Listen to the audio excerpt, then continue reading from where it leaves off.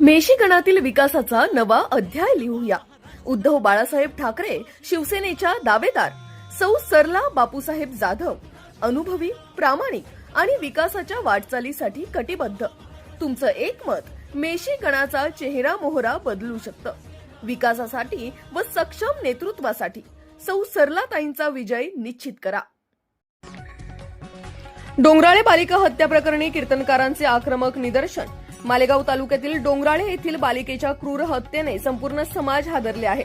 या घटनेनंतर अनेक पालक आणि नागरिक अत्यंत सतर्क झाले असून या घटनेचा निषेध करणे अपरिहार्य ठरले आहे.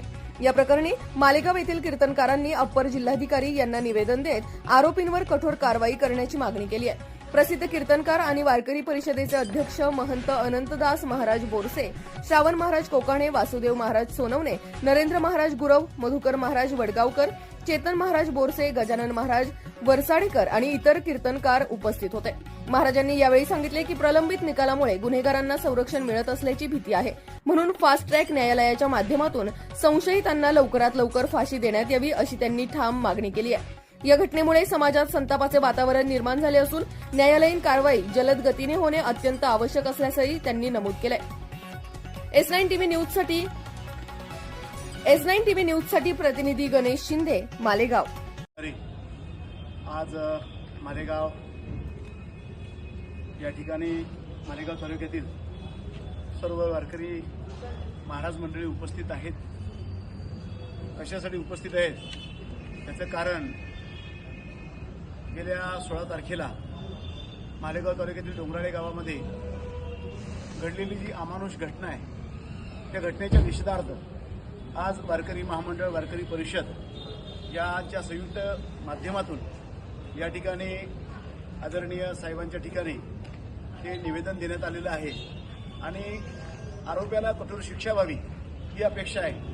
तसा विचार केला, हा महाराष्ट्र आहे ज्या महाराष्ट्राचा राजा अवघ्या 16 वर्षाचा होता, पण वयाच्या 16व्या वर्षी बाबाजी भिकाजी गुजर पाटील नावाच्या राजाच्या पाटलाने ज्यावेळी एका अबलेवर अत्याचार करण्याचा प्रयत्न केला, ही घटना ज्यावेळी राजांना कळाली त्या क्षणात राजांनी त्याला बोलवून त्याला चौरंगा केला, म्हणजे दोघी हात दोघी पाय कापून त्याला स्वराज्याच्या चौकटीवर बसवलं. त्याचा परिणाम काय झाला? पुन्हा 100 वर्षे कुठल्याही लेकीबाळीवर अत्याचार आणि बलात्कार झाला नाही. अशी घटना याच महाराष्ट्रातली आहे. तरी सुद्धा महाराष्ट्रात लेकीबाळीवर होणारा अत्याचार थांबत नाहीये, याचा कुठेतरी खेद वाटतो.